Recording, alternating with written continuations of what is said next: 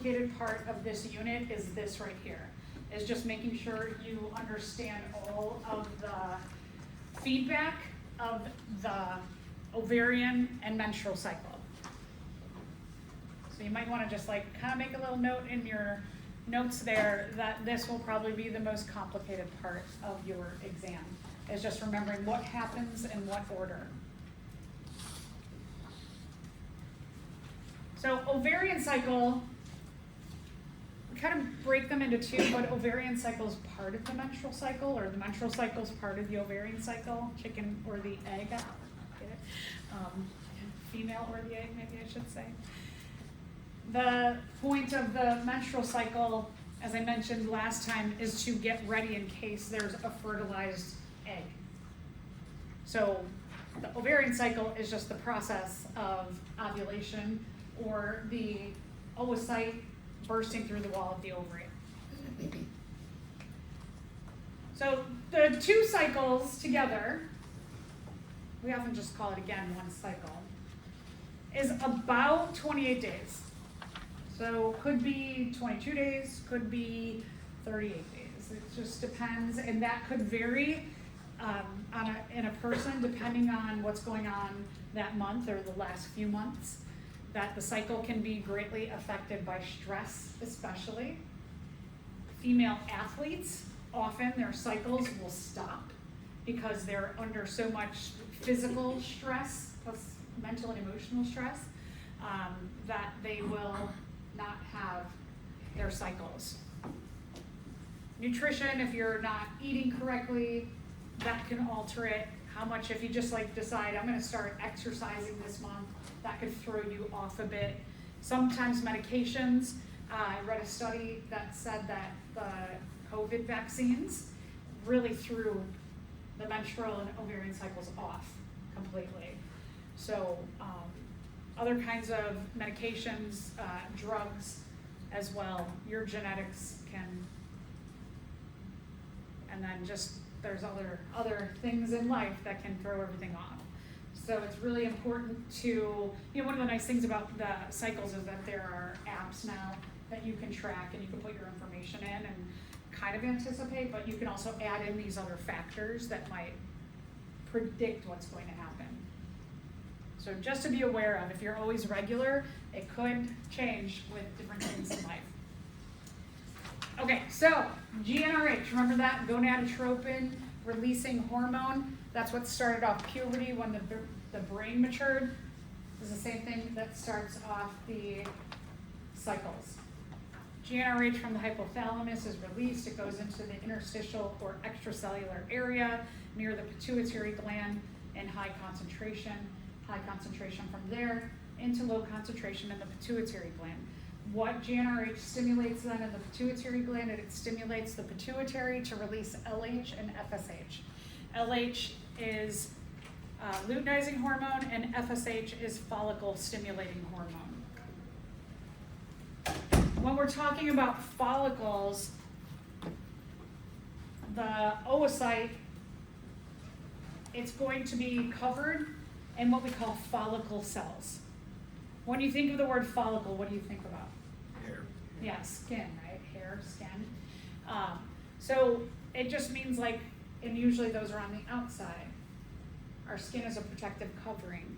So when we are talking about follicles, it means like a protective outer covering. So the oocytes, when they are ovulated from the ovary, it's not just an oocyte. It's an oocyte covered in these follicle cells.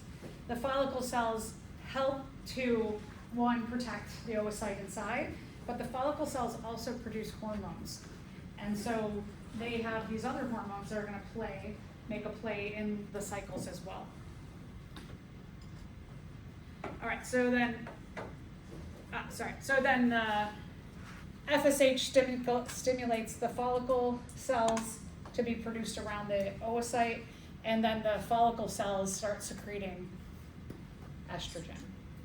So here we're starting out. GnRH releases FSH, or stimulates the release of FSH and LH, which the FSH stimulates the follicle cells to release estrogen. So you got that little you've got a chain of events. You've got a feedback loop starting to form. All right, so as I mentioned, the FSH is going to stimulate those follicle cells. The LH also is going to promote estrogen in the follicle cells. Remember that there's one follicle with an oocyte inside per month. So when we get to talking about males, we're going to find that in terms of the gametes, when we say gametes, we mean sperm or egg, that there's one oocyte released per month, but in males there can be millions, billions of gametes released. So quite a difference there again. What the estrogen does is the estrogen also starts to tell the uterus, let's start developing a larger endometrium or lining of the uterus. The lining of the uterus, the endometrium, the lining of the uterus or the endometrium is there with muscles,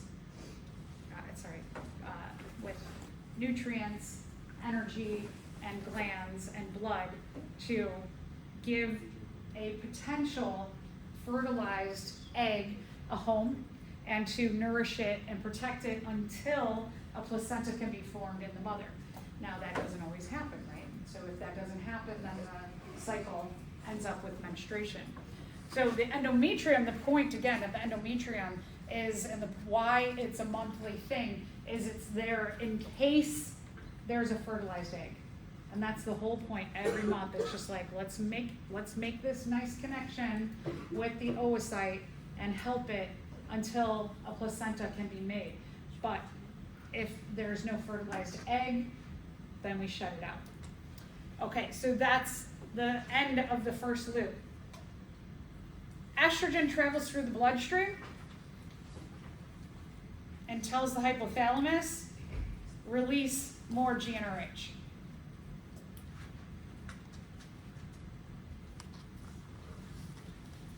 That's what we started with, right? We started with GnRH from the hypothalamus. So,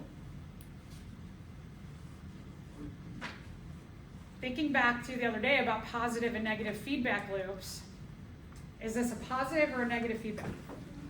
Yeah. No, that's okay.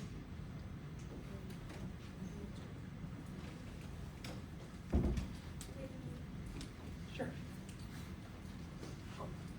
So GnRH from the hypothalamus stimulates the pituitary to release LH and FSH, which stimulate follicle cells to produce estrogen. Estrogen stimulates more follicle cells to be made and also for the endometrium to thicken up. Estrogen in the bloodstream travels back to the hypothalamus and says more GnRH. Positive or negative feedback? Positive. Good. So that is a positive feedback loop because the last one in the chain, the estrogen, tells the first one, the hypothalamus, to go again.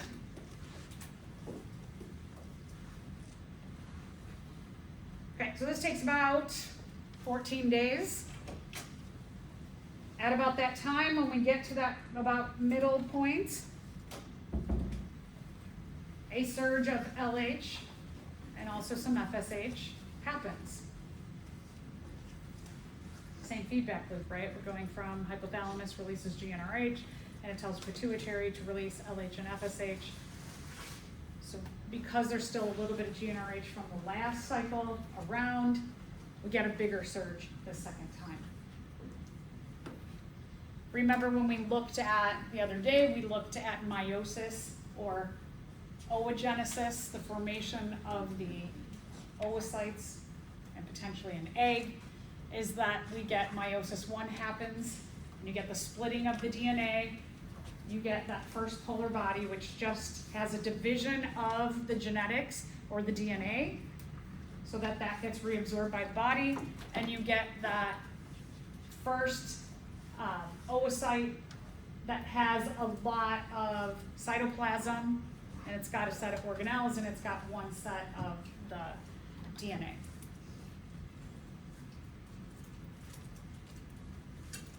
So we're about here. at day 14. Is at the primary oocyte. It's going to undergo meiosis 1, the first stage of meiosis. You get that polar body. That takes half of the DNA so that we can continue on, eventually having the right amount of DNA in a potential egg. The secondary oocyte has all of the cytoplasm, energy, all the good stuff in there. Polar body, just the DNA.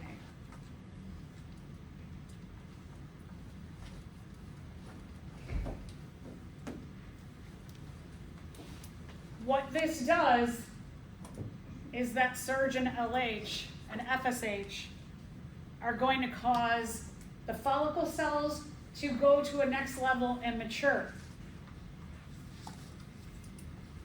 They mature and they become what's called a corpus luteum. The maturation, this second round, of the follicle cells into the corpus luteum causes the corpus luteum follicle cells to not only release estrogen like the follicle cells did in the first round, but now with the maturation of those follicle cells, the follicle cells are going to release estrogen and progesterone.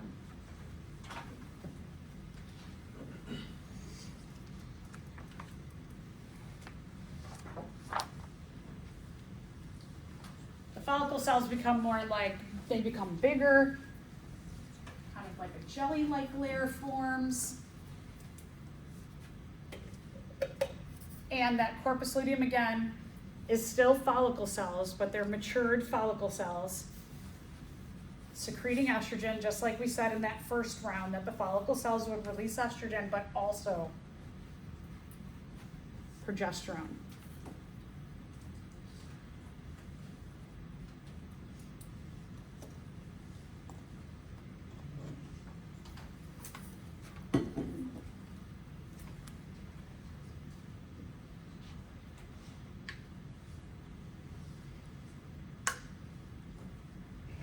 There's going to be some interesting things that happen with both of these together. So that when we have both estrogen and progesterone, estrogen before, remember also, estrogen is going to tell the endometrium, keep going, get more.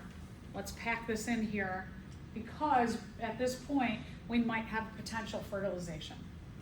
Progesterone is going to also do that. Progesterone and estrogen together, but it's really like more so the progesterone here, the addition of that. Says to GnRH, says to the hypothalamus, stop, don't release any more GnRH. Remember, estrogen said go again, but now we have this other additional hormone and it says don't. So,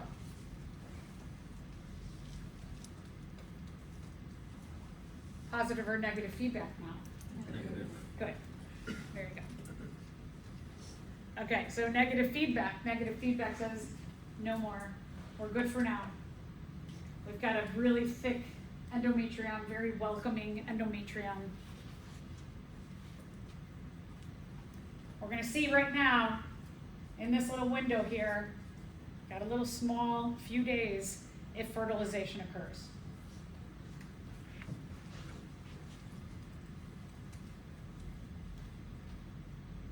In a few days, if no fertilization occurs, the corpus luteum breaks down. Remember, the corpus luteum is releasing both estrogen and progesterone was a key player in telling the hypothalamus to stop the cycle.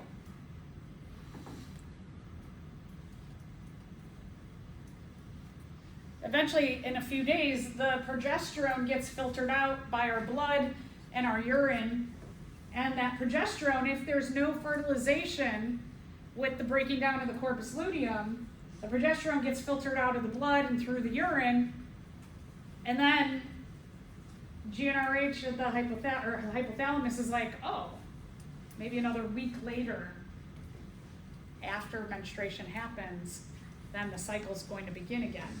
So that progesterone is like a little like stop temporarily, let's see what happens. If fertilization happens and progesterone and estrogen levels are high And it says, let's keep thickening up that endometrium because something's in here that we want to protect and nourish until placenta can come in and make that connection. But if there's no fertilization, the follicle cells start to break down, the oocyte will break down, that will get flushed out with the endometrium.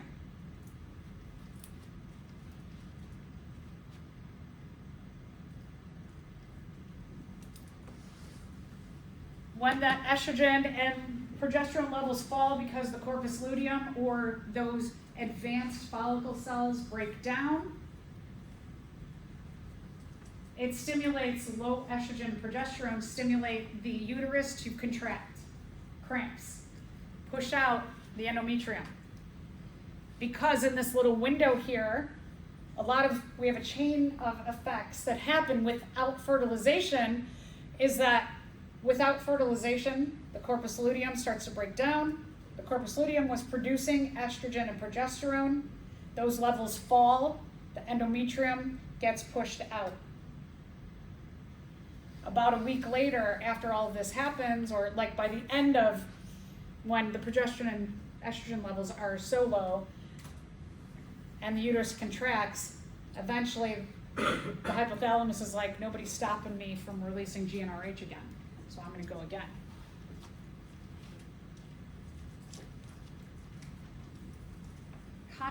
Now, it depends on how you look at it.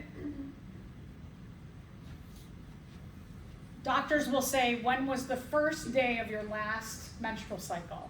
And they call that the first day of your cycle.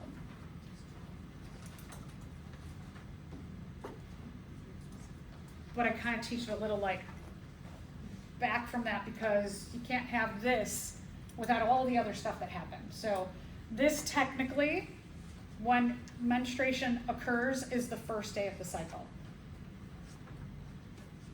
So all that other stuff happens in the last cycle, technically. I will test you in this order, so you know the ordering. I have a question. Yeah. Some doctors ask when was the last day. Oh, is it the last day? Yeah. Last day, okay, so last day of your last menstrual cycle. No. I was at, They always ask me for my last.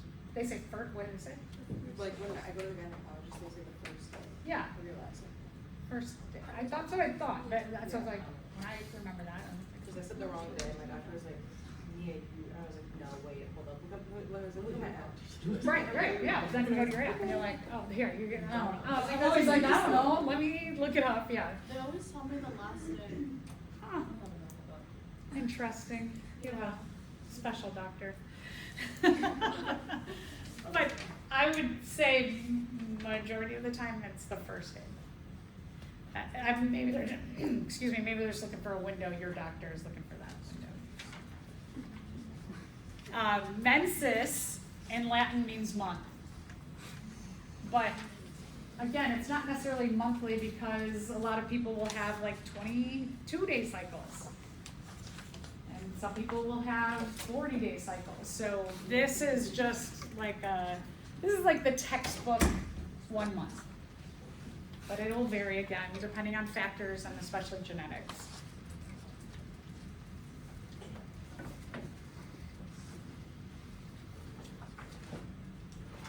Okay, so estrogen and progesterone are reduced, menstruation is finished, GnRH from the hypothalamus gets released again, and the cycle happens all over again.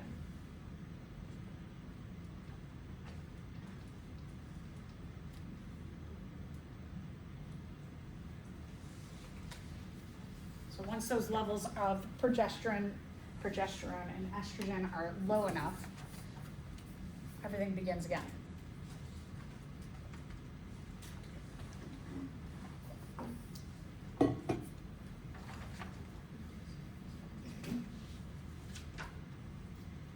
Make sure you know this, again, make sure you know the order, what happens, negative, positive feedback loop, negative feedback loop. And then we will get into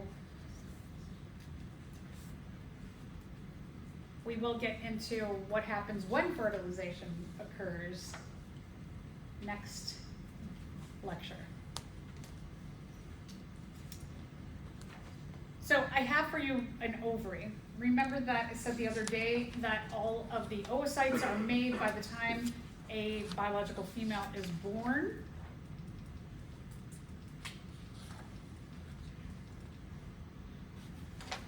This is the fallopian tube. Remember the fimbriae at the top of the fallopian tube? They're going to sweep the oocyte when ovulation occurs. Ovulation is when an oocyte with its follicle cells bursts through the wall of the ovary around day 14. When you take a look at an ovary, what you typically see is you'll see a lot more advanced follicle development the closer you get to where ovulation occurs. So down here you'll have a whole bunch of oocytes with just a little tiny bit of follicles around them. And then as you get closer to the kind of top end, because remember that an ovary will be like this, and then the fallopian tube will be like that, going down into the uterus, that this top part will have the more advanced follicle development. If we just take a look at this one, this is a really good example of what you will see right at ovulation, is that you'll see the purple, the very like dark purple circle in here. That's an oocyte. And then you've got a ring around that, and then you've got these kind of like dotty cells. Those follicle cells will make a ring, but there'll be a pool inside of here. You're going to look at this underneath the microscope today. You're going to take a look at an ovary, and what you want to focus in on is something like this. So that you're going to be looking for that pool, and you're going to be looking for these follicle cells with the oocyte in the middle.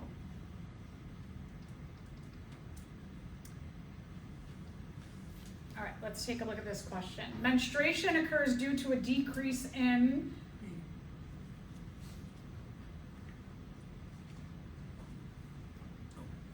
I heard it.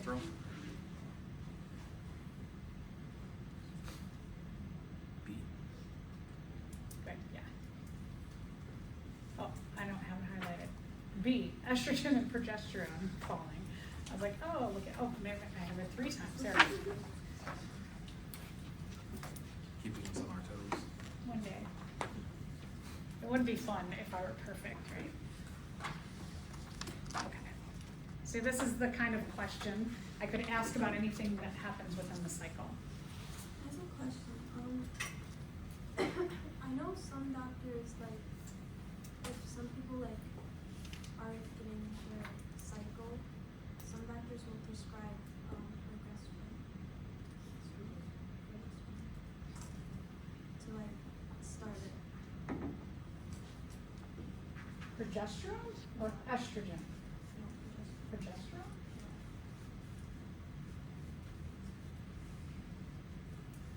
Well, that will thicken up the endometrium, so maybe it's a temporary, maybe like a week of it or something?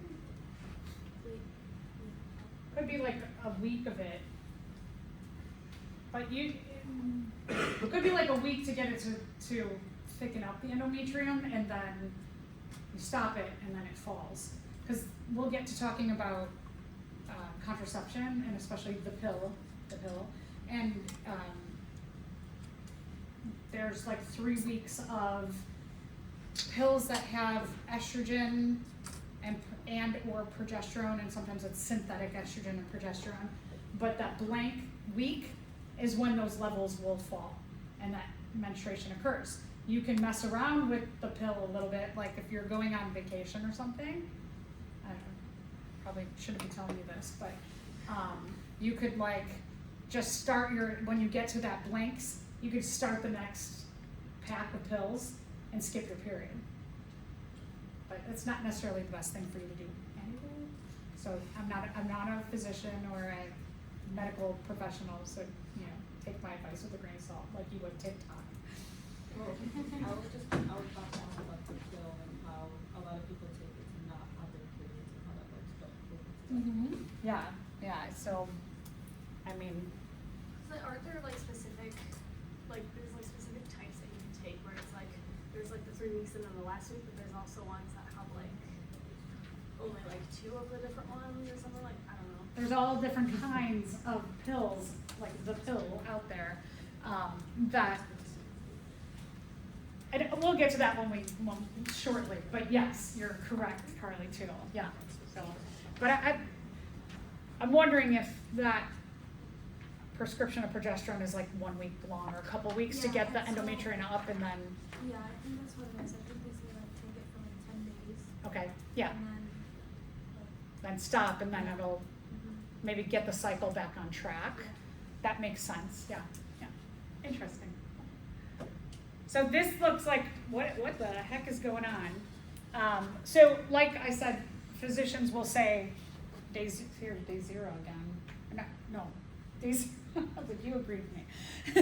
I don't know. But here you have day 0, this is menstruation. So where we started was day 7. At day 7, you have the endometrium is building up that whole time because it's been shed in that first week. Estrogen and progesterone levels are low during menstruation, so you can see those levels are low, and that estrogen is really ramping up in that first feedback loop. So you see that high, progesterone levels are low. By the second feedback loop, they're both higher. I mean, estrogen comes down a little bit with progesterone going up, but they're both higher around the 3rd week. This shows you the follicle development, that the follicle is getting inside of the ovary. The oocyte is getting its follicles more and more and more, and that at ovulation it's ovulated. In the next few days, corpus luteum, this corpus luteum, if there's no fertilization, will start to break down, and then it will be released in the next menstrual cycle. You can see the levels of FSH and LH that at the first round of the feedback cycle that they're high, GnRH is high, and they do come a little lower at the ends leading up to menstruation. Okay, so just to remind you, the effect of pregnancy. If fertilization occurs, what is formed is an embryo.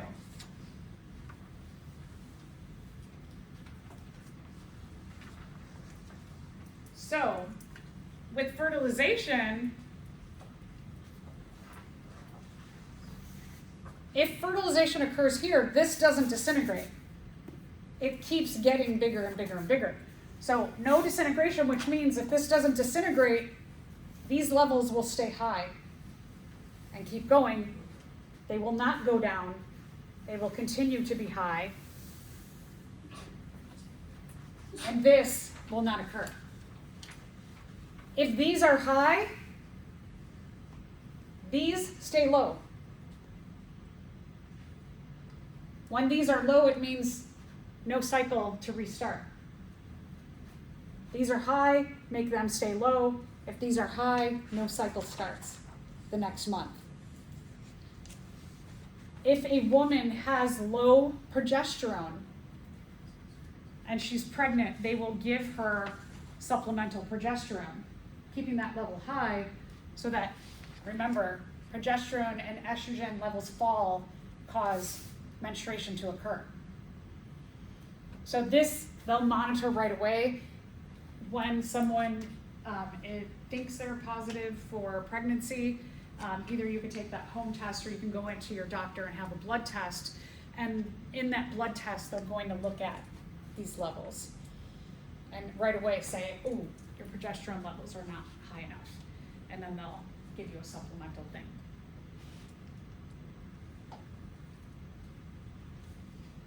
Okay, let's remember back from what I talked about last lecture. What hormone does the blastula, the embryo, the blastocyst, what does it initially begin to release? Remember when I talked about the embryo starts cleaving, 1 cell to 2, it starts releasing with every cleavage, releases a hormone. Which one of these was it? Mm-hmm. Yeah. So CG is another one.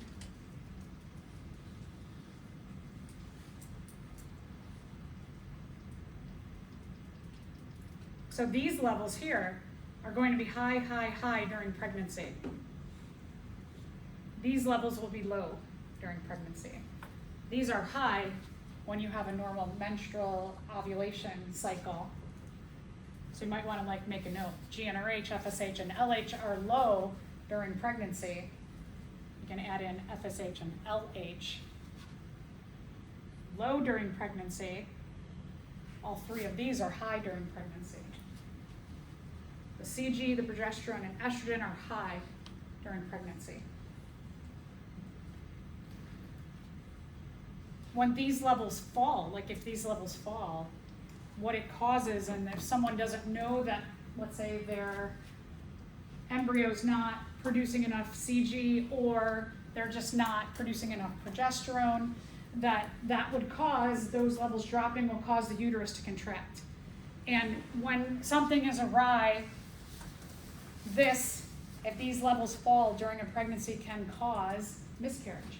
It can start to cause a contraction of the uterus or releasing of the endometrium, which we want that to be good and healthy and thick so that it can nourish the embryo.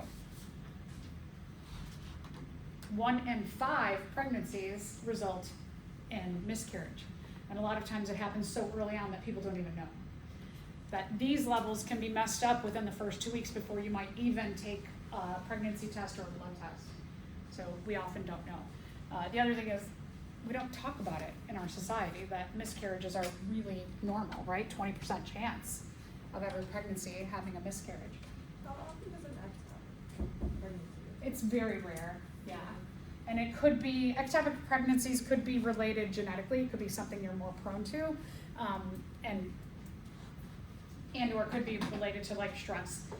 Ectopic pregnancy means that the ovary and the fallopian tube, what you want happening is you want the fertilized egg to be swept down into the uterus and into the endometrium, but for some reason, it could be like your fimbriae are not working right, or something weird happens, or it gets stuck in a fold of the fimbriae, that the developing embryo gets stuck in the fallopian tube and keeps getting bigger and bigger and bigger, and it can rupture the fallopian tube. And that could actually be very dangerous for the woman carrying that pregnancy. Yeah, question. Oh, okay, so blast shoulder releases CG. Another thing that prevents the corpus luteum from breaking down, keeps those follicle cells that release estrogen and progesterone from breaking down.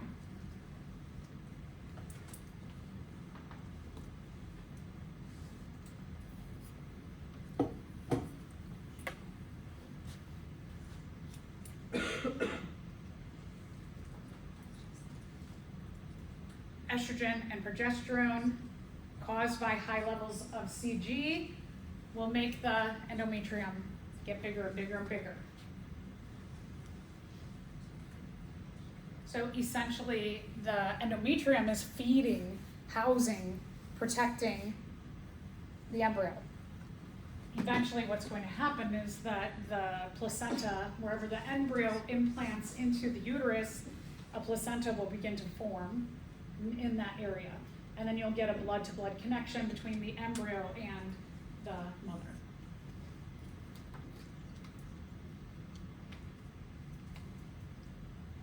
All right, so females, complicated. A lot of hormones surging all the time.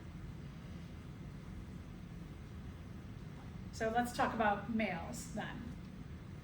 Sperm are produced in the testes, which is called the gonads of the male.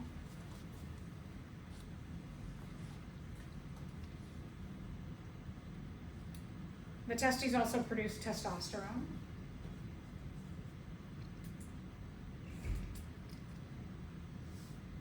So you can see testosterone was also important in sexual development or puberty, but it's also in sexual function important. All the other structures of the male reproductive system are accessories to do things like help sperm develop, go from being just like this little round cell to having a head and a tail. also to help get the sperm to the female. And then there's also fluids within the semen that will help to nourish the sperm while it gets to the female.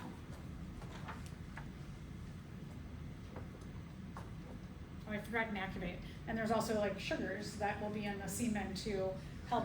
Lectured over. And that's the show, everybody.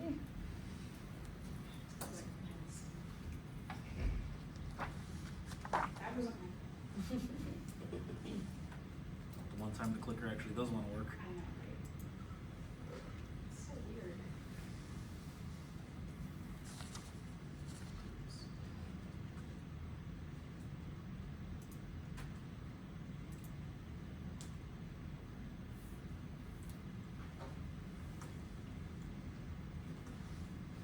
It's crazy. Okay. So, sperm are produced in the testes. Here. Where sperm come out is the urethra of the penis. Look, they're like right next to each other.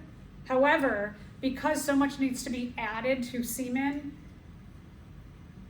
the sperm go on a journey through the epididymis. Here they become these round cells, and in here they mature and they get their tails. And then they travel the vas deferens, and the vas deferens goes all the way far away from the penis, up over the bladder, and then it's going to pass 3 glands. One, it's going to pass the seminal vesicle here. 2, it's going to pass the prostate gland. In the prostate gland, so here's something like totally unique about biological males and females, is that the urinary system and the reproductive system merge together.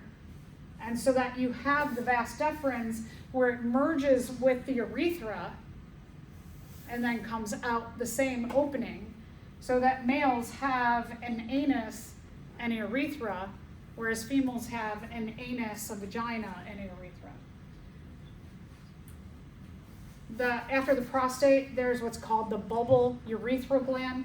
This gland is also called the Copper's gland.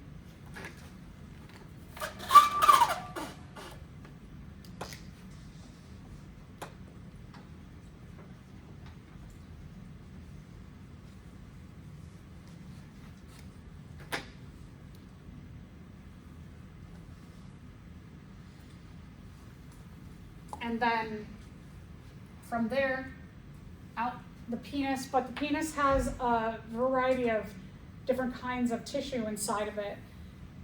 It has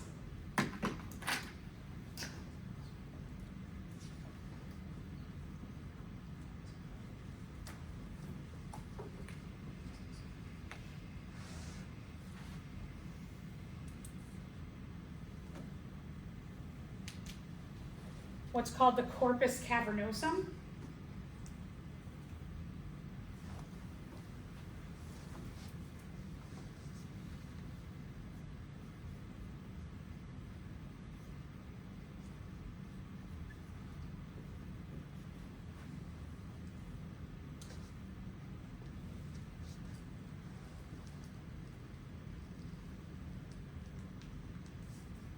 And corpus spongiosum.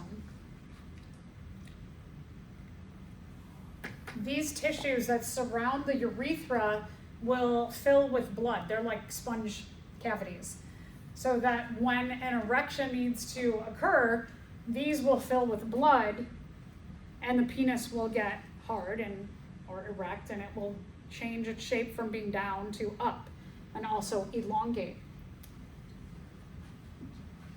I think this one's like, to me, easy to remember, in that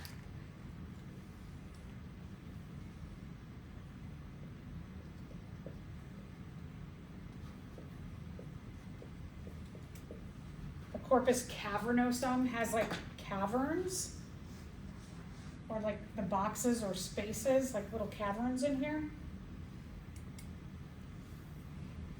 And the spongiosum just looks like the plain sponge.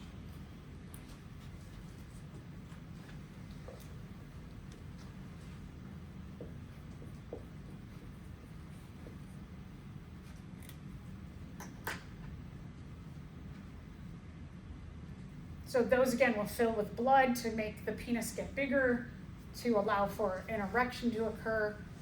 Also remembering that the vagina will be a tube that's in relationship to that.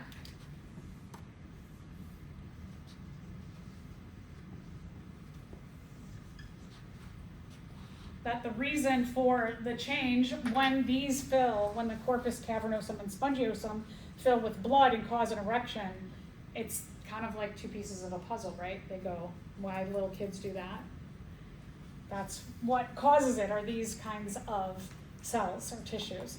And then it'll fit easier into the vagina, as opposed to if it was like this, it kind of, and it was little, it wouldn't go together.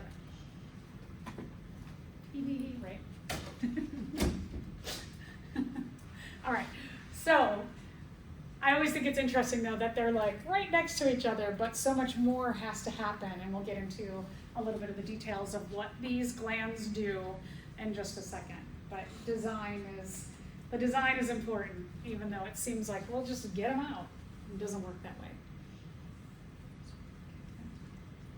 All right, so a little bit about sperm production. In the testes, the sperm are produced in the seminiferous tubules. There's a whole bunch of different kinds of cells that help to produce the sperm, but specifically these seminiferous tubules are going to be very important.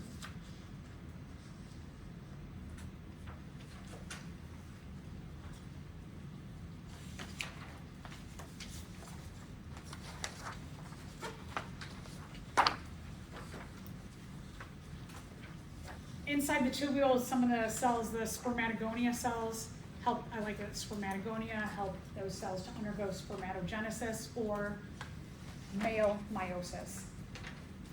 So when we say this, it means male meiosis.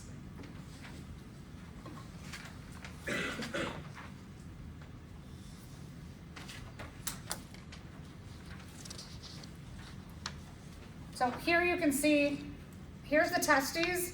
If we looked inside of the testes, there would be all these little tiny tubes. And they're all coiled up to make for a lot of surface area, so a lot of sperm can be produced.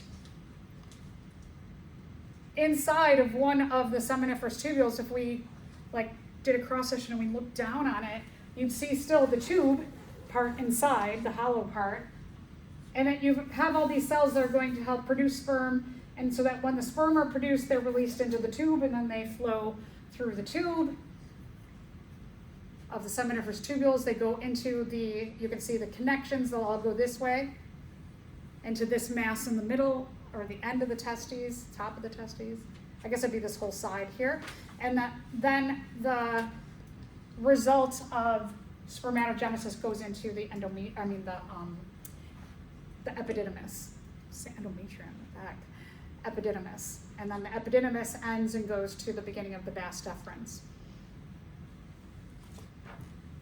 So male meiosis is very similar if you took Bio 111 to what you studied in Bio 111. You kind of looked at it to here, right? That you have a parent cell that makes when the DNA replicates, makes two daughter cells at the end of meiosis 1. At the end of meiosis 2, you get 4 haploid daughter cells. When we say haploid, we mean half the genetic material.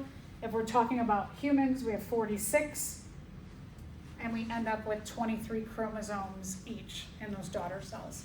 And then you have what's called differentiation. These final cells are called spermatids. So the spermatids will mature, and then they'll get their tails, and we'll talk about what else they'll get in 1 second. Okay, so when you take a look at a sperm, a matured spermatid into a sperm, you've only got 4 things here. You've got the head, and the head contains the nucleus with the 23 chromosomes if we're talking about humans. And then you have acrosomes, which are a kind of chromosome. When you see OSOME, it means some kind of,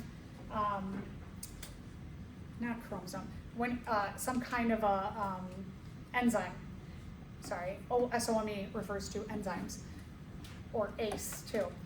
So acrosomes there, and then you have the mid piece, which contains a whole bunch of mitochondria. And mitochondria are going to be important for processing sugar into ATP, which the mitochondria will do that through cellular respiration, and that energy is going to fuel that tail. A lot of people think it's like this, but it actually goes woo, like a helicopter. Spiral. Yeah. So it spins around like a spiral. Thank you. But they are like that. Okay, so a little bit about sperm conduction again. We looked at this when we looked at the diagram. From inside the testes, the seminiferous tubules, they merge into the epididymis.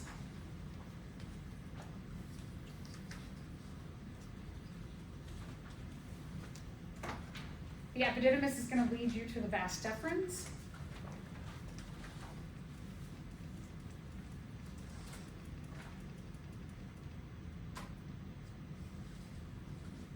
Sorry, the epididymis is a temporary, I always forget to change this, I want to say not necessarily store the sperm, but mature the sperm. It's very temporary storage, just like the stomach, how food's stored in the stomach, but eventually it gets out, right? So this is where sperm maturation, or the sperm mature. They get their tails and their acrosomes. Okay, so then from the epididymis that leads out of the scrotum, the epididymis leads out of the scrotum to the vas deferens, that tube that goes up and over and around the urinary bladder.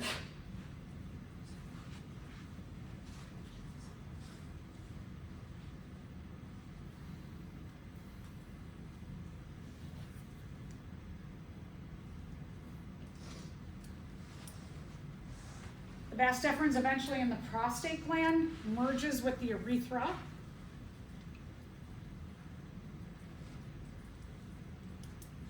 Remember that the urinary system and the reproductive system merge into one tube here.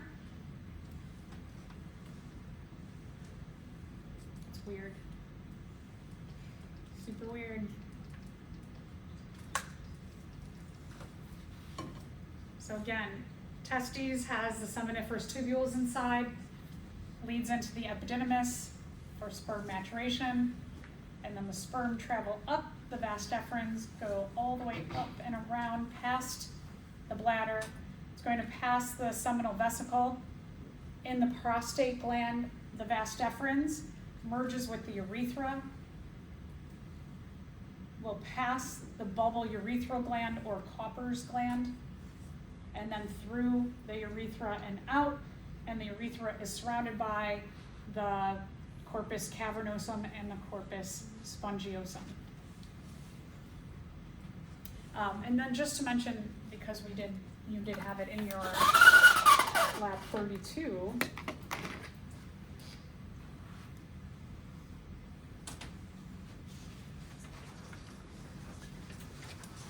that the last little bit of your tailbone is called the coccyx.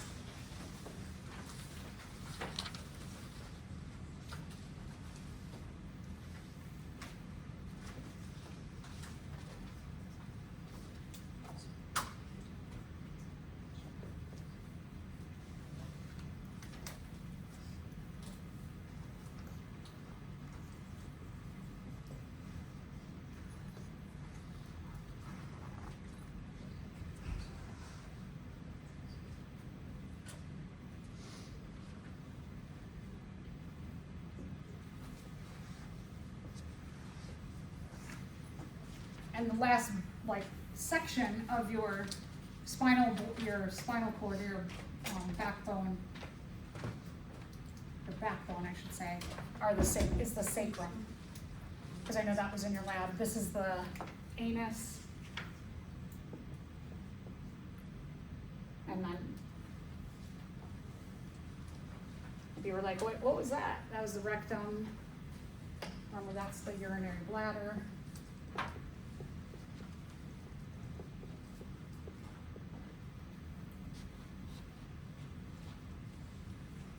And then this here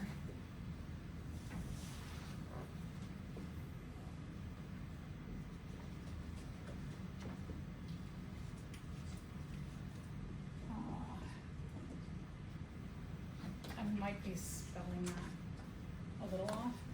Pubic symphysis. So it says pubic bone, is it the same thing? Right? It says pubic bone, is it the same thing? Yeah, pubic, I just want to point out, because I think in your lab it does refer to it as the pubic symphysis, so,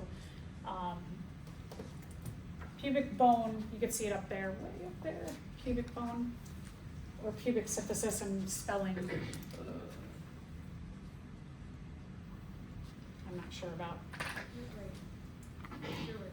I'm right? Yeah. Woo! Yay me.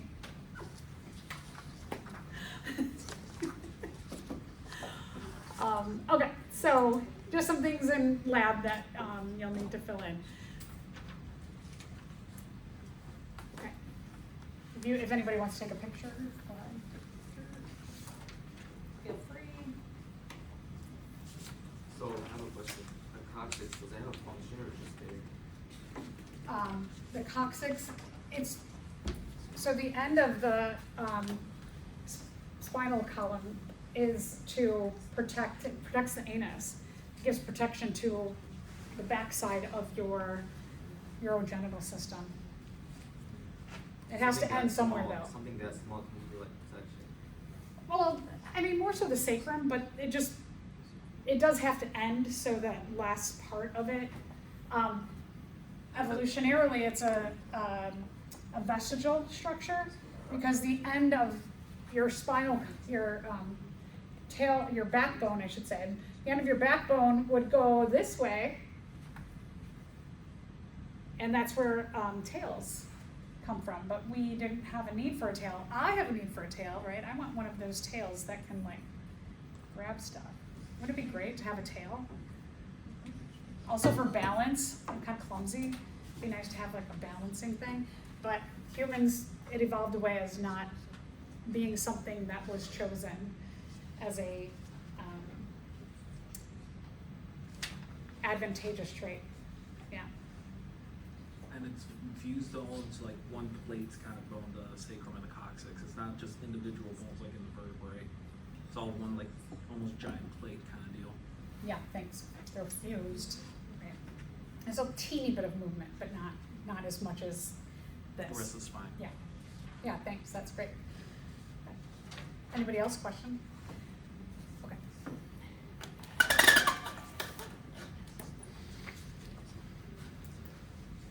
All right, semen. Semen is ejaculated from the penis with the sperm. The point of having semen is going to add a bunch of stuff that are going to help to nourish and activate the sperm, to protect the sperm, and also to lubricate the vagina. The vagina, remember back when we talked about the immune system, that anywhere you have a portal to the outside world, like the vagina, you're going to have a lot of lysosomes. You're also going to have a higher pH, lower pH, so that it's more of an acidic environment, so that it can, in addition to lysosomes in there, it can kill off any foreign invaders. So now you're like, oh shoot, right? You got an area that's going to kill off foreign invaders, but the sperm could be considered a foreign invader. And so then you have to have some things within the semen that are going to help combat that in the vagina.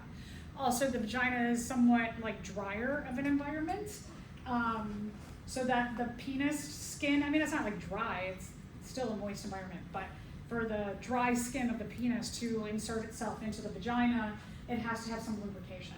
So then there's also lubrication within the semen. So here you're gonna see all different things in addition to the sperm in the semen that are very useful in the whole process of mating. So remember that if somebody chooses sterilization, like a vasectomy, for example, the sperm are the only thing that are going to be missing from the ejaculation. It's a huge misconception that a lot of men are like, no, I don't want to lose my ejaculations. It's like, well, no, there just won't be sperm in it. I mean, they're not supposed to. Sometimes they get through. Okay, so first one, remember the seminal vesicle. That when the vas deferens comes up and over the urinary bladder, the first gland it's going to hit is the seminal vesicle. It has sugar in there. It's going to supply those mitochondria in the midpiece to spin that tail, give energy. Also has prostaglandins. The term prostaglandin is kind of like a generic term for something that's going to help a muscle contract. So this prostaglandin is going to help the penis contract. When a female is undergoing childbirth, when childbirth begins, prostaglandins start to get released to help the uterus contract and to push the baby out. So you can see those prostaglandins in both males and females. The prostate gland, it's going to also help those sperm to swim, and it's going to neutralize the acidity of the vagina. It's going to prevent those sperm from getting dissolved.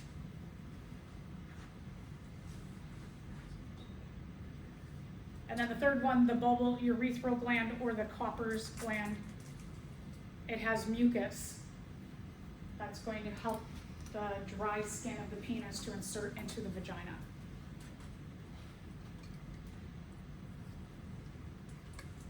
So hopefully now you can see why from the testes the sperm have to take that big trip. That you need all of these things to facilitate the act of mating.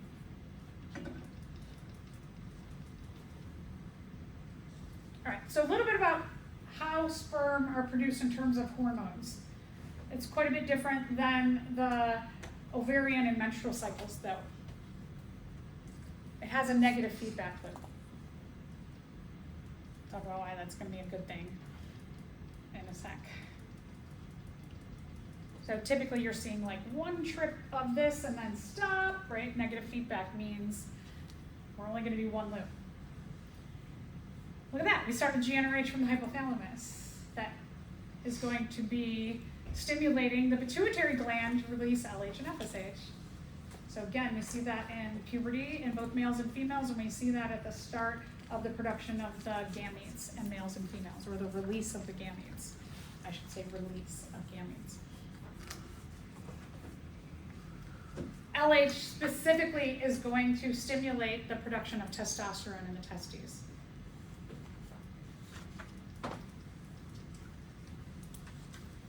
Testosterone and FSH together are going to stimulate the Sertoli cells and spermatogonia of the testes to make sperm, spermatogenesis, to make those gametes.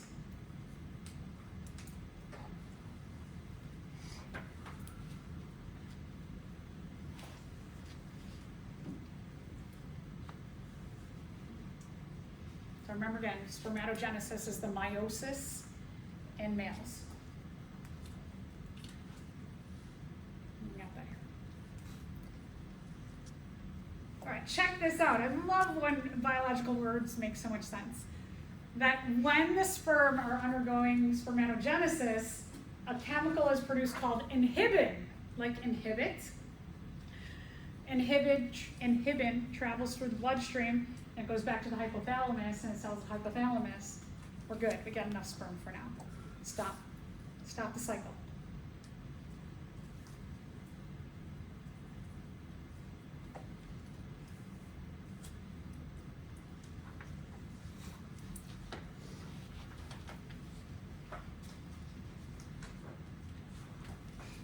And then for a time, then no more sperm are produced, but sperm can be produced frequently.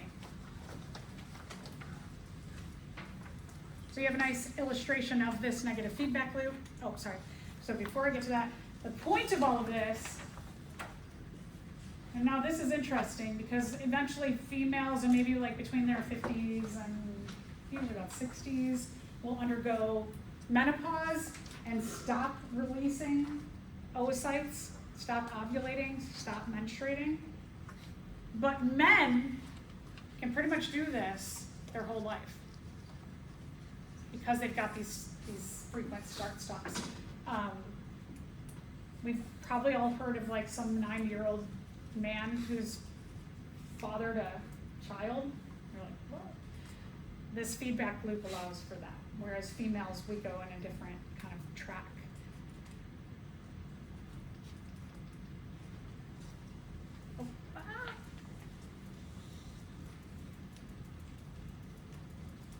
think it's something in my PowerPoint.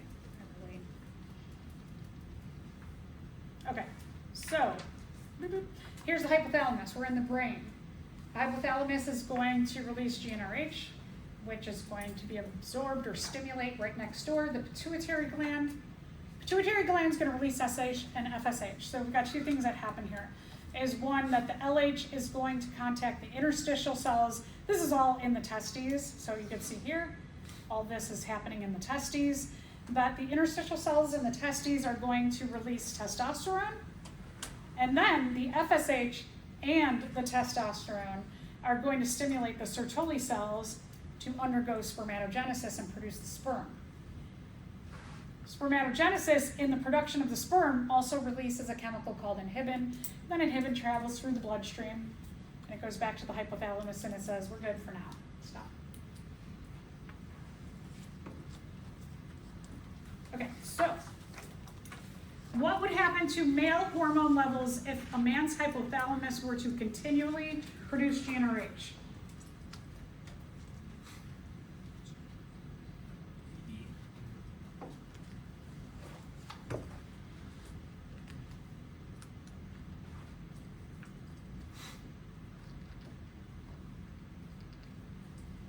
So GnRH, you know that these are going to be high, right? So you can get rid of that.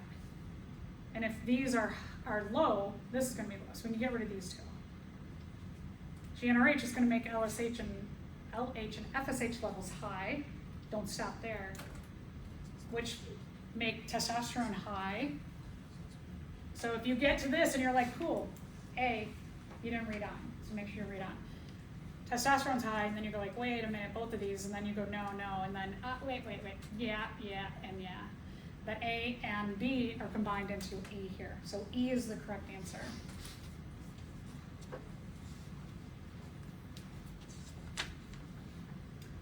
All right, so intercourse, sometimes it's called copulation, is internal fertilization.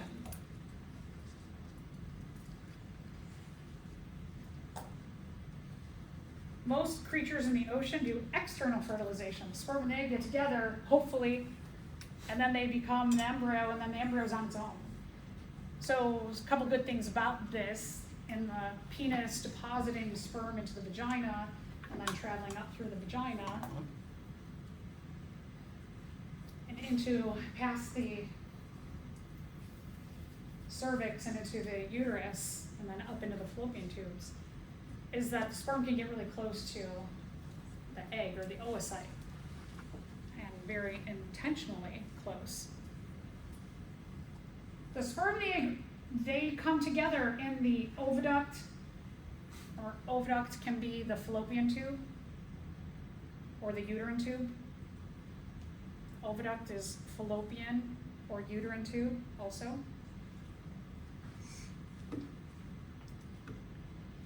Enzymes, the acrosomes, are the little head of the sperm, has these enzymes, the acrosomes in it. And so here's kind of an interesting thing, especially when we're talking about this age of endocrine disruption, is that if sperm counts are low, the problem is that you need like thousands of sperm to be contributing their acrosomes, their enzymes, to weaken the barriers that have formed, which we'll talk about in a second, of the eggs.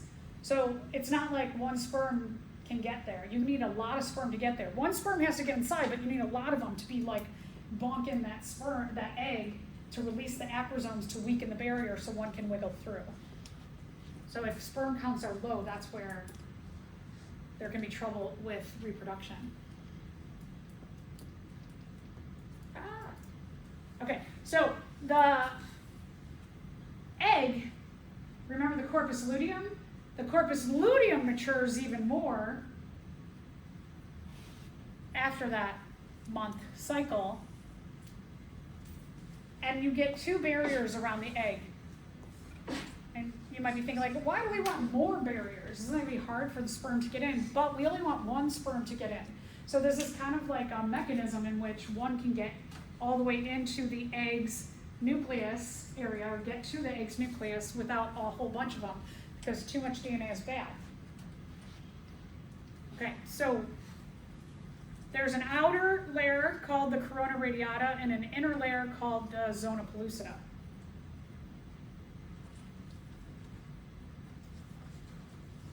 Now imagine that there's thousands of sperm around here. That you're going to need thousands of sperm contributing those acrosomes to weaken these two barriers. These barriers still are going to be like, it's like, think about a sperm having to wiggle through a gummy bear. That it's pliable and kind of soft, but it's still kind of hard, right? Like, so all of them are weakening that kind of gummy bear outside and then trying to spin their way into this area here. So here's the other thing that happens, is like so wild, that so you might have, like, let's say this is happening all over, that you've got a bunch of them in various stages of getting through the corona radiata and the zona pellucida. The one who gets through the first two will stimulate these layers to become solid and hard, like a lollipop. So go from being that like gummy bear to like a lollipop, and then anybody who's in there is stuck. They can't get through. They're done because one got through. So pretty interesting, right? That there's these mechanisms allow one to get through and everybody else is just like, they're stuck in there. And that's it. So this is actually, it's not a human, but this is a sea urchin egg, but gives you the idea at this point, the egg and the follicle cells and the follicular liquid, that pool that's inside, as well as the corona radiata and the zona pellucida, that how big the egg is in comparison to how big sperm are. And you need about this concentration for one to get in. So once that one gets in, it's going to stimulate meiosis 2 to happen. Meiosis 2 produces the egg, and then we have the cutting down of the chromosomes, and then the sperm will fuse its nucleus with the egg's nucleus. So it's a lot more complex than just the sperm getting it, right? There's a lot of things that have to happen and be in place. There's also going to be issues of miscarriage, like for example, if there's issues with the development of the corona radiata or the zona pellucida. So there's a lot of reasons that miscarriages can occur, and it could be any one of the steps that we've seen so far, which there are a lot of steps. If genetically or stress or nutrition or something, external, an endocrine disruptor, there's a lot of things that can mess up these processes. With sperm, there's only the 4 parts to a sperm. There's a lot of things that can mess up 4 things as opposed to the ovulation and menstrual cycle. There's more players in there.